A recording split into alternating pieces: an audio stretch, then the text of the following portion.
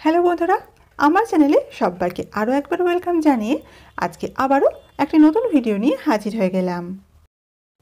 আজকের ভিডিওটিতে আপনাদের জন্য থাকছে আরও একটি ভীষণই টেস্টি ঘুগনির রেসিপি। এর আগে যেহেতু আমি আপনাদের বলেছিলাম বরবটি বা বরবটি কলাইয়ের ঘুগনির রেসিপি নিয়ে আসব, সেই জন্য আজকে আমি আপনাদের জন্য এই রেসিপিটি নিয়ে চলে এসেছি। ভীষণই সুস্বাদু এবং পুষ্টিগুণে ভরপুর এই রেসিপিটি আপনারা যেরকম জলখাবারেও অ্যাড করতে পারেন, সেরকম এটাকে আপনারা ইফতারেও রাখতে পারেন। তাহলে চলুন বন্ধুরা, আর কথা না বাড়িয়ে ঝটপট দেখে নিই আজকের এই ভীষণই সুস্বাদু বরবটি কলাইয়ের ঘুগনির রেসিপিটি।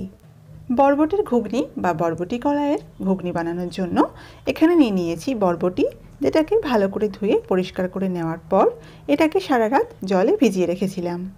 এখন এই বরবটিটাকে সেদ্ধ করে নিচ্ছি, যার জন্য নিয়েছি একটা প্রেসার কুকার।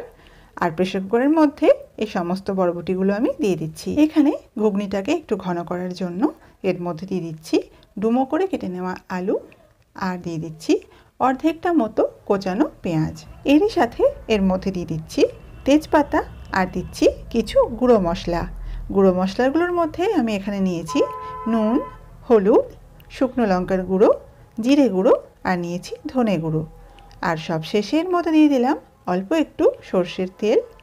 তারপরে হাতার সাহায্যে সব জিনিসগুলোকে একবার খুব ভালোভাবে মিশিয়ে নিচ্ছি। সব কিছু ভালোভাবে মেশানো হয়ে গেছে। এখন কুকারের ঢাকনাটা বন্ধ করে দিচ্ছি, আর এই প্রেসার কুকারের মধ্যে 6 থেকে 7টা সিটি দিয়ে নিচ্ছি। আর এদিকে এখন একটা মশলা বানিয়ে নিতে হবে, যার জন্য এখানে নিয়েছি আদা, রসুন, কাঁচা লঙ্কা আর টমেটো, যেগুলোকে মিক্সির মধ্যে দিয়ে এর খুব ভালো একটা পেস্ট বানিয়ে নেব। এদিকে গ্যাসে একটি কড়াই বসিয়ে দিয়ে এর মধ্যে দিয়ে দিচ্ছি পরিমাণ মতো সর্ষের তেল। আর তেলটা ভালোভাবে একবার গরম হয়ে গেলে এর মধ্যে দিয়ে দিচ্ছি এলাচ আর দারুচিনির ফোড়ন। একটু নাড়াচাড়া করার পর ফোড়নের থেকে খুব সুন্দর যখন গন্ধ বের হবে, তখন এর মধ্যে দিয়ে দেব আগে থেকে কুচি করে কেটে রাখা পেঁয়াজ। আর তারপর পেঁয়াজটাকে তেলের মধ্যে নাড়াচাড়া করে এটাকে আধ ভাজা মতো করে নিচ্ছি। এখন পেঁয়াজটা আধ ভাজা হয়ে গেছে, এর মধ্যে দিয়ে দেব আগে থেকে যে টমেটো, আদা, রসুনের পেস্ট বানিয়ে রেখেছিলাম সেইটা। তেলের মধ্যে মশলাটা 2-1 বার নাড়াচাড়া করে এর মধ্যে কিছু গুঁড়ো মশলা অ্যাড করে দেব, যার মধ্যে এখানে নিয়েছি নুন, শুকনো লঙ্কার গুঁড়ো, জিরে গুঁড়ো, আর নিয়েছি ধনে গুঁড়ো। এখানে আপনারা শুকনো লঙ্কার গুঁড়ো না দিতে চাইলে এর পরিবর্তে কাঁচা লঙ্কা বাটা বা চেরা কাঁচা লঙ্কা দিয়ে দিতে পারেন। গুঁড়ো মশলার সাথে সব জিনিসগুলোকে খুব ভালোভাবে খানিকক্ষণ কষে নিচ্ছি। এটা বেশ খানিকক্ষণ ধরে কষে নেওয়া হয়ে গেছে। এবারে এর মধ্যে দিয়ে দিচ্ছি অল্প একটু ফ্রেশ কোচানো ধনেপাতা। আর এই সময় আমি এই মশলার মধ্যে দিয়ে দিচ্ছি যে আলুটা আমি ঘুগনির মধ্যে দিয়ে সেদ্ধ করে নিয়েছিলাম সেইটা। আলুগুলোকে আমি ঘুগনির মধ্যে থেকে তুলে নিয়েছি, আর এখন এই মশলার মধ্যে দিয়ে খানিকক্ষণ একটু কষিয়ে নিচ্ছি।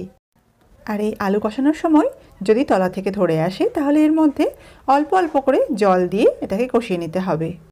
মশলার সাথে আলুটাকে বেশ খানিকক্ষণ নাড়াচাড়া করে এটা একটু ঘেটে নিয়েছি। আর এই সময় এর মধ্যে দিয়ে দিচ্ছি আগে থেকে যে বরবটি কলাইটা সেদ্ধ করে রেখেছিলাম সেইটা। আস্তে আস্তে এখন সব জিনিসগুলোকে ভালোভাবে মিশিয়ে নিচ্ছি। এই ঘুগনিটা কিন্তু খুব একটা জলজলে হয় না, এটা একটু ঘন ঘন থাকলে তবে এটা খেতে একটু বেশি ভালো লাগে। এবারে এর মধ্যে ছড়িয়ে দিলাম বেশ খানিকটা ধনেপাতা কুচি। আবারও সব কিছুকে ঝটপট খুব ভালোভাবে একবার মিশিয়ে নিচ্ছি। এখন সব কিছু খুব ভালোভাবে মিশিয়ে নেওয়া হয়ে গেছে। এটাকে ঢাকা দিয়ে দিচ্ছি, আর গ্যাসের ফ্লেমটা অফ করে দিচ্ছি। আর তারপর এটাকে খানিকক্ষণ দমে রেখে সার্ভ করে নিচ্ছি। এটাকে এখানে সার্ভ করে নিচ্ছি। আর এই বরবটি কলাইয়ের ঘুগনি এখন খাওয়ার জন্য একদম রেডি হয়ে গেছে। এটাকে আপনারা জলখাবারে রুটি বা মুড়ির সাথে খেয়ে দেখবেন, এটা ভীষণই ভালো লাগে খেতে। আপনাদের জন্য চেষ্টা করছি খুব সহজ অথচ ভীষণই টেস্টি কিছু রেসিপি আনার। আপনারা আমাকে এভাবে সাপোর্ট করে যান, তাহলে আমি আপনাদের জন্য আরও ভালো ভালো এবং ভীষণই ইজি রেসিপিগুলো নিয়ে আসব। তাহলে বন্ধুরা, আমার আজকের এই সিম্পল ভিডিওটি ভালো লেগে থাকলে অবশ্যই ভিডিওটিকে লাইক, শেয়ার, কমেন্ট করতে ভুলবেন না। আর এখনও পর্যন্ত যেসব বন্ধুরা আমার চ্যানেলটিকে সাবস্ক্রাইব করেননি, তারা অবশ্যই চ্যানেলটিকে সাবস্ক্রাইব করে পাশে থাকা বেল আইকনে ক্লিক করতে একদম ভুলবেন না। আজকের মতো এখানেই বিদায় নিচ্ছি বন্ধুরা। সবাই খুব ভালো থাকবেন এবং সুস্থ থাকবেন।